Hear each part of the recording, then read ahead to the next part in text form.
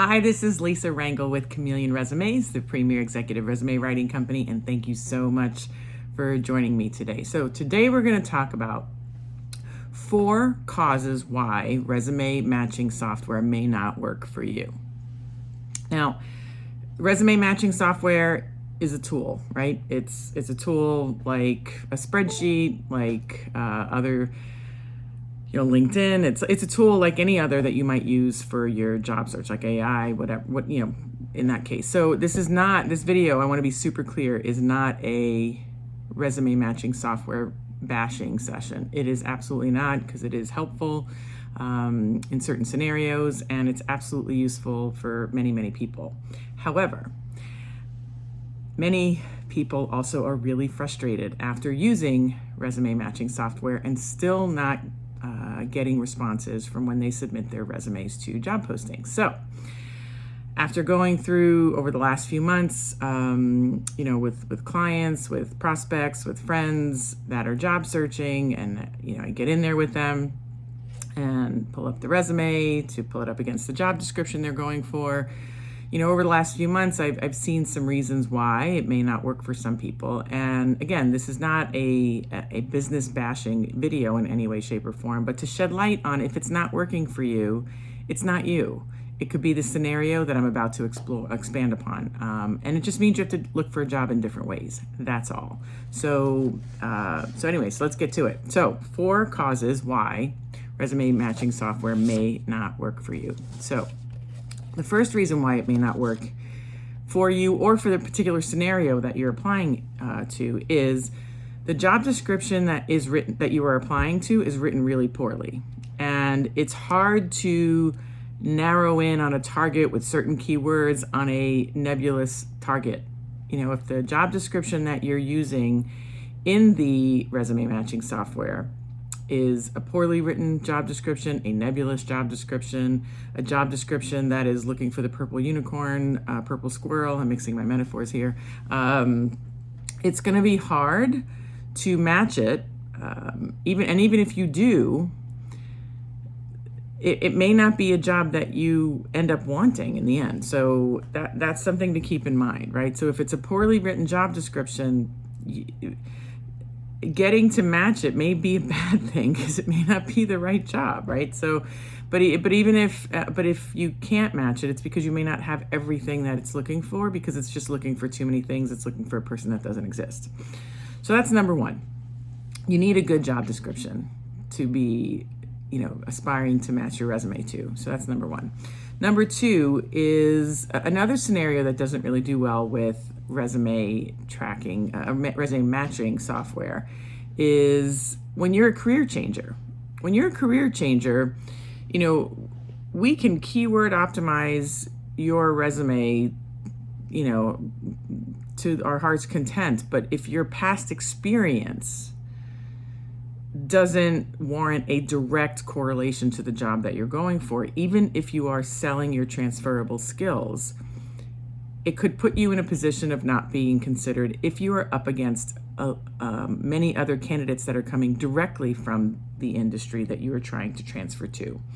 So, if the industry is competitive and there are a lot of candidates with the actual experience directly in the industry that this target job that you're going for is in, no matter how well you keyword optimize your resume, if you're always up against somebody who does not have transferable skills but has direct skills, you could possibly always lose, even if you are getting eyeballs on your resume. So at some point, what you do and what experience you bring to the table matters. All a keyword optimized resume is doing is allowing your resume to come up, higher in results in a search, where you have somebody read your resume. But if that person reading it is still looking for specific experience and they don't necessarily favor transferable experience, you still may not get that audience. You still may not get that interview despite doing a good job matching. So you just have to remember that. It's not this magic elixir. Your resume matching software is not this magic elixir. It's part of a process. Does that mean you're destined to not transfer industries or professions? Of course not. You may have to network more readily, and we're going to talk about that. But you may not be considered even if you are transferring your skills, because you're up against people who have direct experience.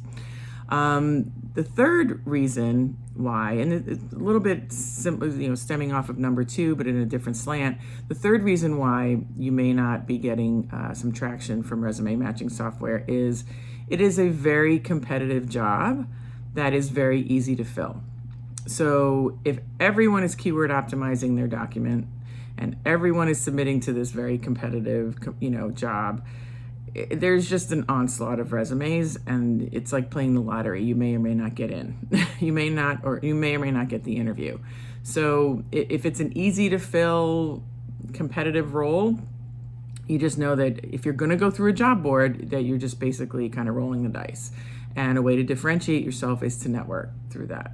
So again, it doesn't mean you're not destined for that role, but it just may be really hard to get in through a job board if it's a truly competitive role. And then the fourth reason why the resume matching software may not be working for you is that you're using really common, intuitive AI prompts. And if your AI prompts are not gearing towards cultivating unique sounding resume bullets, or you're not then taking what the AI software is giving you as a suggestion and making it your own, you run the risk of, when you're using common prompts, that you sound like everyone else. So, when ChatGPT and AI was released to the masses in 2022, December 2022, using it was unique because no one else was using it. Well, now a lot of people are using it. So if you're using some of the basic prompts, you're going to just run the risk of sounding like everybody else. And that could be why you're not necessarily getting a response from your AI-driven, AI-cultivated resume, in a resume matching software. So again, none of this is bad, right? It's still a great tool to use, but you have to use it with knowing in the end a human is reading it. You still have to have a strategy on how you do your job search to know how to use this tool. And then sometimes you have to realize you may not be going for a job that's going to be suitable for you to go through a job board, and you're really going to have to network yourself in to look and sound different to the hiring manager. So how do you do that? Attend my next training. If you go to freeexecresumetraining.com, you can register for my new resume writing training session, where we also talk about what constitutes a fail-safe job search strategy. So, only about 20 to 25% of hires happen through job boards. So the key is to learn how the other 70 to 75% get hired. So join me and we're going to talk about it. We're going to talk about how to do that, because if job boards aren't working for you, I'm going to show you some other ways, because there is more than one way to look for a job, and there is more options than using job boards. So join me, again, freeexecresumetraining.com, and you can register for my next free session, and I'll look forward to seeing you there. So if you know of someone who will benefit from this video, I'm going to ask you to share it. If you liked it, I'm going to ask you to like it. If you have any questions or comments, feel free to comment below, or DM me, or email me at lr@chameleonresumes.com. And if I know I'm leaving something out. Oh, and if you want to subscribe to the channel or to my page, follow my LinkedIn page, or subscribe to my YouTube channel, be sure do so you don't miss next week's video. So thank you so much for watching, and have a great day.